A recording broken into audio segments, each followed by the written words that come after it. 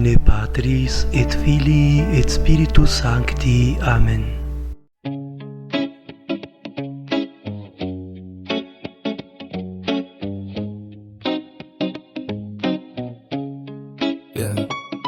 Bumangon ako sa pamamagitan ng kaligtasan nung ako'y nalulunod sa dilim ng kahapon. Sugatan ng puso't wasak ang aking panahon. Hinaharap ang liwanag sa gitna ng pagluha.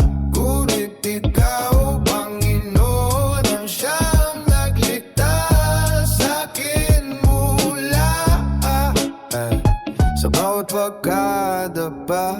Kamay mo di bumitiw. Tinawag mo ang pangalan ko at muli akong tumindi. Bumangon ako sa pamamagitan ng kaligtasan. Tinanggal mo ang tanikala ng kasalanan. Mula sa abo ako iyong itinayo. Sa biyaya mo ako'y nabuhay ng totoo. Bumangon ako sa lakas ng iyong pag-ibig. Sa bawat sugat ikaw ang sumakip. Ngayon ang puso ko'y sumisigaw ng papuri. Dahil sa kaligtasan mo ako'y malaya muli. Marami mang unos ang dumaan sa buhay ko. Maliwan na pa rin dala ang banan mong gago. Hindi mo ako iniwang sakit na ng laban. Ikaw ang dahilan kung bakit may pag-asa pa ngayon. Sa bawat luha ko, narinig mo ang sigaw. At sa gitna ng kadiliman, ikaw ang naging umangon ako sa pamamagitan ng kaligtasan. Tinanggal mo ang tanikala ng kasalanan. Mula sa abo ako iyong itinayo.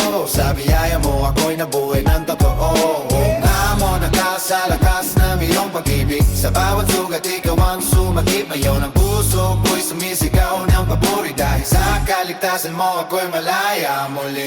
Hindi na ko alipin ng takot at kahimlan, sapagkat ang panggalan mo'y aking sandigan. Sa bawat umaga bago muhay ang tangan, ako'y bumangon dahil sa iyong kaligtasan. Bumangon ako sa pamamagitan ng kaligtasan. Ikaw ang dahilan na makikat ang kumpayan. Ang dating sugatan ngayon may awitan. Panginoon, ikaw ang aking walang hanggan. Sa biyaya mo ako'y bumangon muli. Sa pamamagitan bumangon muli. Sa pamamagitan ako'y namuhay muli.